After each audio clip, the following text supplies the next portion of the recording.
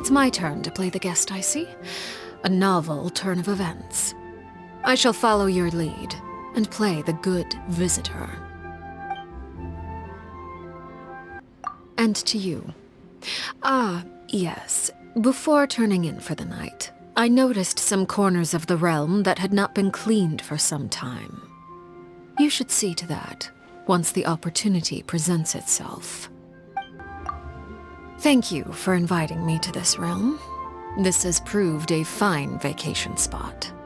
Is a transfer of ownership on the cards by any chance? No need to startle. This is a quiet and secure location, shielded from outside disturbances. It would make for a good backup base. Any object that could solve many problems is worth paying a fair price for. An unfortunate answer, but not an unexpected one. This resembles a home more than it does a base. Let us keep it that way, then. Is something the matter?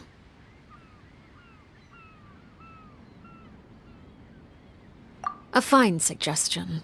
This place is sufficiently large for a family gathering. The children will be glad to have the chance to visit and play at a friend's place. It is agreed, then. As for the costs of this gathering, simply leave it to me.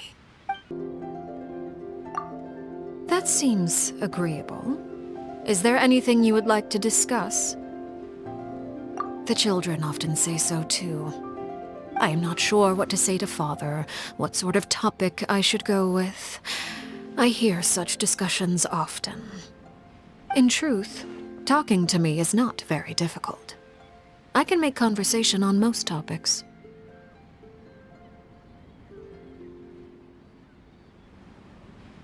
The Unexpected Dream, you mean?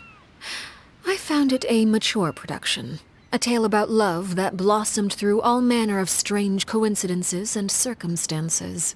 I watched the premiere. The actors were not sufficiently rehearsed, and incidents you'd expect from an unpolished production did occur, but the audience laughed and cheered them on all the same. That is indeed the case. If you are familiar with opera, you should know her. She was the protagonist in Maritime Romance as well. You could say that she's at the peak of her career right now. The fourth run of performances should start the day after tomorrow. If you're interested, I can invite you to come along. This is quite a specific engineering question. Your interest is unexpected. The internal structure of an aquabus contains a number of intricate clockwork components, which allow it to be powered by different energy sources. I've also heard that during the aquabus's initial trial run, some passengers sent in feedback, indicating that they would prefer a more unique look for the vessel. Some suggested that the vessels adopt an angelic sea hare-like design, but this was rejected due to the considerations for the vehicle's overall capabilities. If you would like to hear more about the history of the aquabus, I could arrange for a friend from the Fontaine Research Institute to explain it to you during a boat ride. Ah, it appears you quite enjoyed my choice of desserts for Miss Farina's table. There are many tricks to choosing treats. The key is having a sufficient understanding of everything. The varieties of the treats, their stores of origin, the artisanship of their creators, as well as how they're plated and presented. Each of these factors builds upon the others.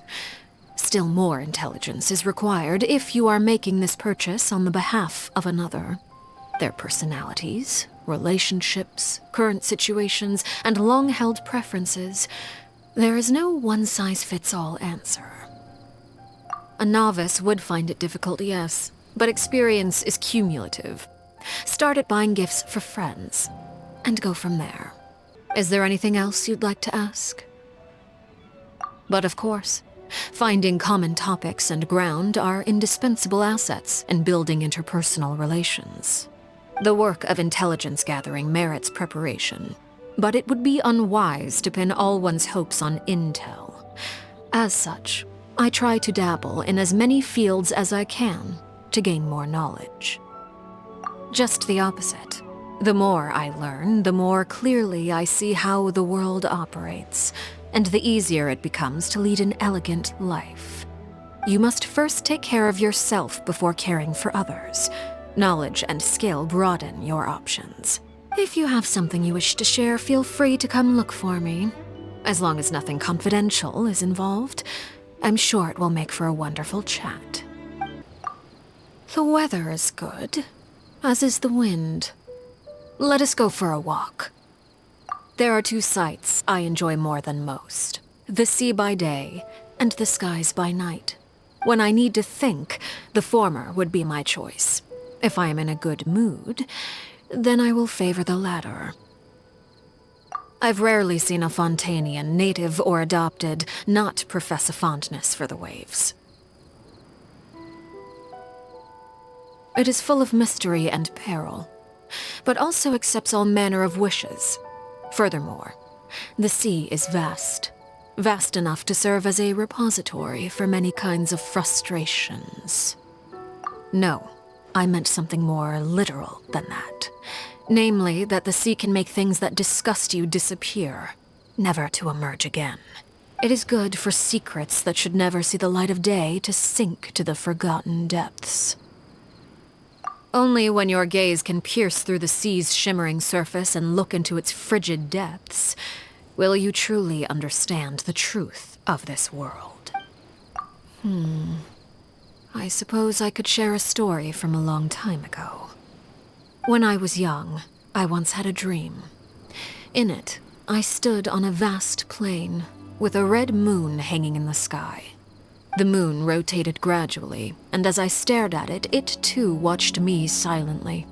I cannot describe what it was like to be the object of its gaze, so filled with death and grief. Or was it fear and pity? It has been too long, and my memories of it have faded. I wish to know as well, but the truth will not simply present itself to me. Perhaps I shall one day witness that dreamscape once more. Or perhaps I never will. Just as you and I may cross blades one day. Or perhaps our relations will remain ever amiable. The allure of the future lies in its uncertainty. Regardless, let us lay our worries aside and enjoy this fine breeze. Indeed, I was getting ready to retire myself. An early night is a balm for exhaustion and presages a productive tomorrow. That's more like it.